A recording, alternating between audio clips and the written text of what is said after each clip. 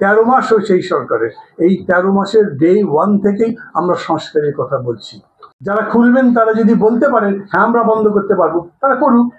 কিন্তু যারা ওই দায়িত্ব নিয়ে এসছেন, যাদেরকে এই শিক্ষার্থীরা এই আন্দোলনের নেতৃত্ব দানকারী নেতৃত্ব দিল, তারাই বলছেন তারা ওই পথে যাচ্ছেন না।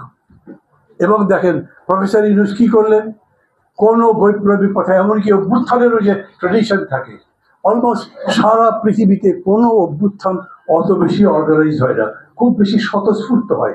এই স্বতঃস্ফূর্ততার কারণগুলো কষ্ট শুরুতেই হয়তো রিজলভ করা থাকে না, কিন্তু ধীরে ধীরে রিজলভ করতে হয়। এই জন্যই ফরাসি বিপ্লব একটা হয়নি, পরপর কয়েকটা হয়েছে। এই যে সেকেন্ড রিপাবলিক বলে, থার্ড রিপাবলিক বলে, কিরকম কারণে? বিকজ ফার্স্ট রিপাবলিক চলে নাই, ইভেন সেকেন্ড রিপাবলিক চলে নাই, তারপরে একটা একটা করে চেঞ্জ এরকম আসতে থাকছে। তো এই প্রেক্ষিতে উনি মনে করলেন তারও কনস্টিটিউশনালি, মানে আইনগতভাবে, সাংবিধানিকভাবে, বৈধভাবে ক্ষমতা পেতে হবে। সেই জন্যই তো চুপ্পু আছেন, শাহাবুদ্দিন চুপ্পু জান দিয়ে দিয়েছে শিক্ষার্থীরা। উনি কিন্তু নড়েননি। কেন নড়েননি? উনি মনে করেছেন আমাকে আইনগত বৈধতা দিতে পারে কেবলমাত্র 106, আর কিছু দিতে পারে না। সংবিধানের 106 ধারা, যার ভিত্তিতে আপনি সুপ্রিম কোর্ট থেকে রায় নিয়ে এসছেন তার ক্ষমতায় বৈধতা দেওয়ার জন্য। কিন্তু তখন কন্টেস্ট করতে পারেননি, এটা করেননি।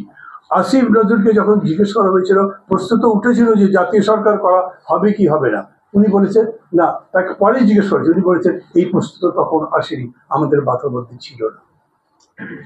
এখন আমি জানি না নাহিদ কিভাবে বলেছেন, আসিফ কিভাবে বলেছেন, এটার ব্যাপারে ডক্টর ইউনূসের কাছে কোনো কথা বলা হয়েছিল কিনা। কিন্তু আপনার যাত্রা হয়েছে যে যখন আপনি অভ্যুত্থানকে কিংবা বিপ্লবকে স্পষ্টতই সংসদের কাছে বা সংসদীয় গণতন্ত্রের কাছে সঁপে দিয়েছেন। দেখেন, জুলাই ঘোষণা যখন দেওয়া হয়েছে তখন এই আন্দোলনে বা অভ্যুত্থানের নেতৃত্ব দানকারী 4-5 জন মনের কষ্টে কক্সবাজার চলে গেছেন। সবাই জানি আমরা কেন। ওনারা মনে করেছেন এই ঘোষণার মধ্যে দিয়ে সম্পূর্ণ অভ্যুত্থানটাকে সংসদের মধ্যে ছেড়ে দেওয়া হয়েছে। লিখিত তো তাই ছিল। ঘোষণা যেটা আপনাকে বৈধতা দেবে, এই ঘটনা এই ছিল, এটা একটা অভ্যুত্থান ছিল, এটা একটা বৈপ্লবিক ব্যাপার ছিল, পরিবর্তন করা যেত। এরকম কিন্তু নয় যে গণতান্ত্রিক ভাবে আপনি বৈপ্লবিক পরিবর্তন আনতে পারবেন না। বিশ্বজুড়ে সবচাইতে বেশি বিপ্লবের যে গুরু মানা হয় যাকে কার্ল মার্কস, তিনিও বলেছেন ইংল্যান্ডকে দেখে যে লন্ডনে বা ইংল্যান্ডে গণতান্ত্রিক পদ্ধতিতেও সমাজতন্ত্র করা সম্ভব, যদি গণতন্ত্রের চর্চাটা সেই রকম স্পষ্ট থাকে, মুক্ত থাকে। এইখানেও সেই পথে কি করা যেত? প্রফেসর ইউনূস যেটা করতে চেয়েছেন সেটা হচ্ছে ওই সংস্কার করা, এবং সেই সংস্কারের পথটা খেয়াল করে দেখেন। 15 বছর ধরে আমরা যে লড়াই করলাম, এতগুলো দল মিলে একসাথে বসে যে সংস্কারের কর্মসূচি তৈরি করলাম, যে 31 দফা কর্মসূচি তৈরি করলাম, প্রফেসর ইউনূস এই 31 দফার খোঁজ করেননি। যে দেখি তো আপনারা কি প্রস্তাব করেছিলেন, আপনাদের সঙ্গে একটু বসি, কথা বলি, কিরকম করে এটা করা যায়। উনি একেবারে নতুন স্টাইলে কাজটা শুরু করেছিলেন। সেগুলো সবাই জানে। আপনারা 166টা প্রস্তাবনা দেওয়া হলো, স্প্রেডশিট দেওয়া হলো, 5টা বিষয়ের উপরে 6টা বিষয়ের উপরে সবাই আমরা টিক পয়েন্ট দিয়ে আমাদের কথাবার্তা বলতে লাগলাম। তারপরে কাজগুলো চলতে থাকলো। উনি তখনই বললেন একটা কথা, এই যে বিভিন্ন প্রশ্ন দিয়েছি সেই প্রশ্নের জবাবগুলোকে সন্নিবেশিত করবো, সংশ্লেষণ করবো, একসাথে মিলাবো, এবং তার মধ্যে থেকে সব মিলে যে ঐক্যবদ্ধ পাবো সেটাই সংস্কার করবো। যেটা ঐক্যবদ্ধ হবে না, উনি বলেছেন আমি তো সংস্কার চাপিয়ে দিতে পারবো না। কোনোটাই নতুন কথা নয়। আজকের দিনে যেই কথা আসছে তা কিন্তু নয়, এই কথা আগেই এসছে। যারা আজকে আমরা এই ব্যাপারে বিভিন্ন ব্যাখ্যা দিচ্ছি, মত পার্থক্য করছি, মতান্তর হচ্ছে, তাদের ভাবা দরকার এটা একটা ধারাবাহিক ব্যাপার। 13 মাস হয়েছে এই সরকারের। এই 13 মাসের ডে 1 থেকেই আমরা সংস্কারের কথা বলছি। যে ঘোষণা দেওয়া হয়েছে, জুলাই ঘোষণা, সবাই এগ্রি করেন? আমাকে যদি জিজ্ঞেস করেন, অনেক রিজার্ভেশন আছে। বলবেন কেন আপনি তো বৃষ্টির মধ্যে ছাতা মাথায় দিয়ে ইউনূস সাহেবের সঙ্গে হাঁটতে গিয়ে ওখানে দাঁড়িয়েছিলেন, আর আমি তো কিছু জানি না যে ওর মধ্যে কি লেখা আছে। আমাকে বলা হয়েছে আসেন, যেহেতু আমার টিচার, একটা রেসপেক্টের কারণে হোক অথবা রাজনৈতিক বিবেচনা জিজ্ঞেস করেছি ওর মধ্যে আছে কি, বলেছে এমন কিছু নাই যাতে আপনার আপত্তি হতে পারে, দেখবেন আপনি এসে। আচ্ছা, তখন দেখা কিংবা প্রতিবাদ করার কোনো সুযোগ তো নেই। এখন আছে কোনটা? জুলাই সনদে। জুলাই সনদটা বেসিক্যালি কি? এটা হচ্ছে আপনার রিফর্ম প্রোগ্রাম, তাই তো, সংস্কারের যে কর্মসূচি সেটা। এইটার একটা মুখবন্ধ দিয়েছে, শেষে আবার কিছু অঙ্গীকারের কথা বলেছে। সেই অঙ্গীকারের কথা যখন বলেছে তখন বলেছে এই জুলাই সনদে যা থাকবে সেটাই হবে চূড়ান্ত, কোনো কোর্টের রায় কিংবা সংবিধানের কোনো কিছু এটার উপরে থাকতে পারবে না। হতে পারে এটা? সংবিধানের উপরে একটা সনদ হতে পারে? আমরা 20টা পার্টি মিলে বসে একটা বানিয়ে দিলাম এবং বললাম যে এটা সংবিধানের উপর থাকবে, তাই সম্ভব? অপোজ করেছি। কি বলবেন এখন? এখন এই সংবিধানের বিতর্ক আপনারা অনেকে এরকম মনেই করতে পারেন আজকে সংবিধানকে কেন সামনে নিয়ে আসছে, এটা কি সংস্কারের বিকল্প? না, হবার কথা নয়, কিন্তু সংবিধানকে বাইপাস করে, সংবিধানকে অস্বীকার করে কি সংস্কার করতে পারবেন? আপনি তো সংসদীয় গণতন্ত্র এগ্রি করছেন না, কি করছেন না? আপনি কি বৈপ্লবিক সরকার করেছেন? করেননি তো। বৈপ্লবিক সরকার করতে চান, আবার করতে পারবেন, পারলে করেন, তাহলে এই সংসদীয় এক্সারসাইজে যাওয়ার তো দরকারই নেই। আমি যদি পারি যারা থাকবো, না পারে থাকবো, আমি যে পথে ঠিক মনে করি সেই পথে থাকবো, কিন্তু এইখানে ঢাক ঢাক গুড়গুড় করবার কোনো জায়গা নেই। এখানে কিছু লুকে রেখে ওই যে গুপ্ত রাজনীতির মতো কিছু রেখে দেবো, কিছু প্রকাশ করবো, এরকম করে করবার সুযোগ নেই। আপনাকে তো বলতে হবে আপনি কি করতে চান, পিআর মানেন না মানেন না। এবং তারপরে ধরেন সবাই তো মানছেন, এটা স্পষ্ট। আপনারা কেউ মনে করেন যে পিআর নিয়ে যে বিতর্ক সেটা এখন নিষ্পত্তি হতে পারে, সবাই মিলে এক জায়গায় আসতে পারে? আসবে না। না যদি আসে তাহলে কি করবে? আমি তো পিআর একটা বললাম, এটা গণপরিষদ হওয়া উচিত, সে নিয়েও তো বিতর্ক আছে। 10 বছরের প্রধানমন্ত্রীর দায়িত্ব, কিন্তু তার সাথে সাথে আবার কন্ডিশনাল আছে। যে সমস্ত সাংবিধানিক পদ আছে, যেই সমস্ত গুরুত্বপূর্ণ পদ আছে, সেই জায়গার অ্যাপয়েন্টমেন্ট কে দেবেন? ওরা বলছেন এক্সিকিউটিভ, মানে প্রধানমন্ত্রী।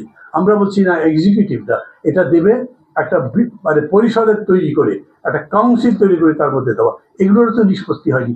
কিরকম করে নিষ্পত্তি হবে সেটা বলেন।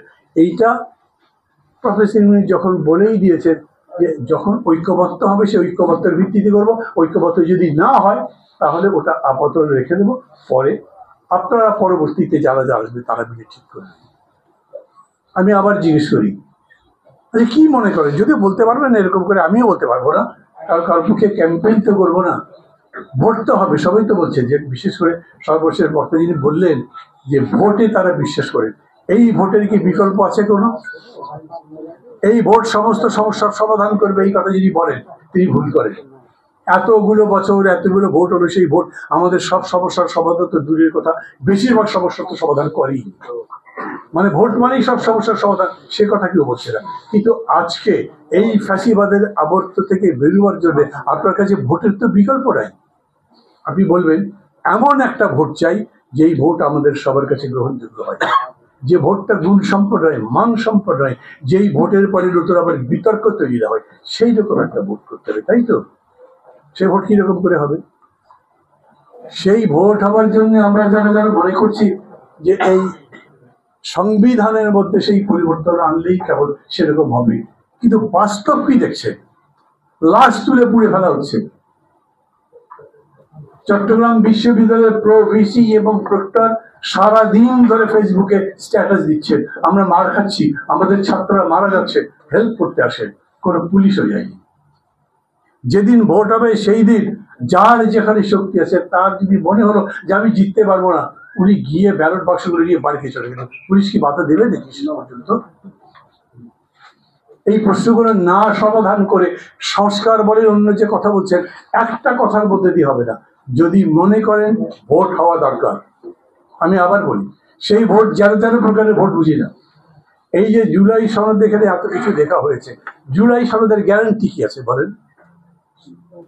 পাকিস্তান আমলে যে ভোট হয়েছিল সেই ভোটে ওই প্রশ্ন উঠতে পারতো, কিন্তু এলএফও প্রেসিডেন্ট মানে তখনকার সরকার ঘোষণা করেছিল সেই লিগ্যাল ফ্রেমওয়ার্কের আন্ডারে ভোট হয়েছিল, কোনো লিখিত বিষয় ছিল না, কোনো রকম সই ছিল না, কেউ বলে নাই, অঙ্গীকার করে নাই যে জেতার পরে এটা করবো। তা যদি হয় তাহলে আবার দেশ স্বাধীন হয়ে যায় নাকি?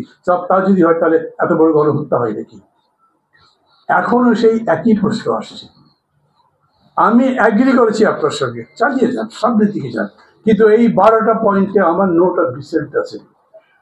নোট অফ ডিসেন্ট মানে কি? আমি এর পরে যখন সংসদ আসবে, সংসদ বসবে, তখন এই ব্যাপারে আপনারা যে বলবেন তার সঙ্গে একমত হবো এমন কিন্তু কোনো কথা নেই। আমি যেটা বলবো সেটা তখন বলবো, এখন আমি দ্বিমত করছি। পার্লামেন্ট মানবেন তো নাকি মানবেন না? যদি পার্লামেন্ট মানেন, যদি এমন হয় যে মেজরিটি একটা দল পেল, সেই মেজরিটি দল যদি বলেন এটা এরকম হবে না, তখন কি বলবেন? আমরা এই রকম একটা জটিলতার মধ্যে আছি। আমি আবার বলি, অভ্যুত্থানটা যেখান থেকে শুরু হয়েছিল সেখান থেকে সুনির্দিষ্ট লক্ষ্য যদি সামনের দিকে ধাপে ধাপে এগোতে পারতো, তাহলে আজকে হয়তো এতগুলো প্রশ্ন তৈরি হতো না। কিন্তু এই প্রশ্নটা তৈরি হয়েছে। এই প্রশ্নগুলো নিষ্পত্তি করবার জন্য আমরা অন্তর্বর্তী একটা সরকার নির্বাচন করেছিলাম, মানে